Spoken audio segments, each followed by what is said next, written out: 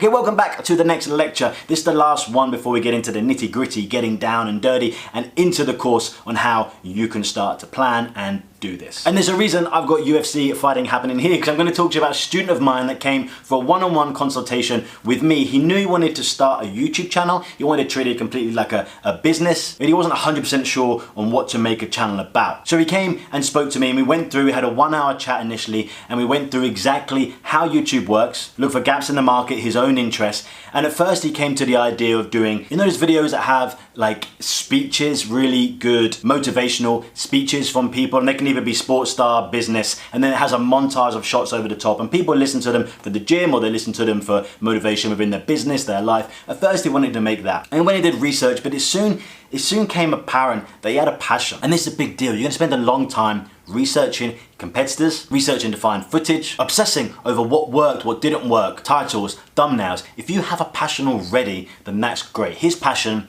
was the UFC. And there's a big gap in the market. There's a great organic search, especially as the UFC has a set number of fights, one a month, and then a handful of top fight cards per year. At certain times of the year, it has a lot of trending traction. So you can piggyback, what we call piggybacking on something. If he was to make a video about Nate Diaz in the UFC, and it was the time that Nate Diaz was having a fight, he's gonna get lots of organic search. Organic search is great. You piggyback on the back of a topic that's happening, you make videos around that, lots of content around when that's happening, and you get views through search. So he went through and he looked at his competitors, we looked at them together, we made a sheet together, and we came through many competitors of his, what they're doing, what went well. We ranked those videos, which ones got the most views, but not ones from huge channels that no matter what they put out would get loads of views anyway. We try to find newest channels that had done this recently. What videos got clicked? What dates were they? What were they in their order of upload? Why? Was it the thumbnail? What were the thumbnail styles that got clicked? What were the titles that got people to click over? And what was in their content? How long was it? How many adverts were shown?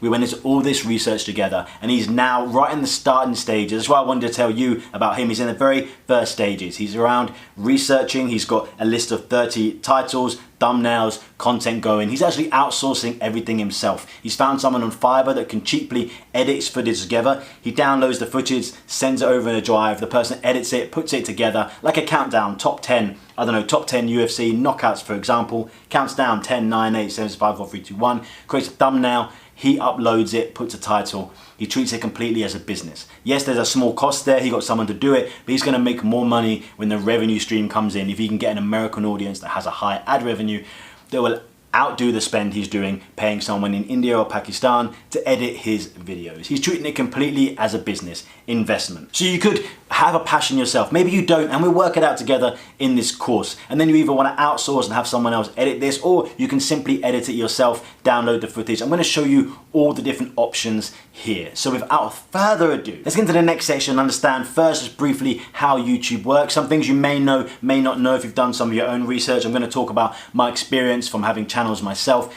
how YouTube works, and then you can backward engineer it to know what you need to create, how you need to list it, display it, and everything, and research it so that you can get found and successful on YouTube. Let's get into it. How does YouTube work?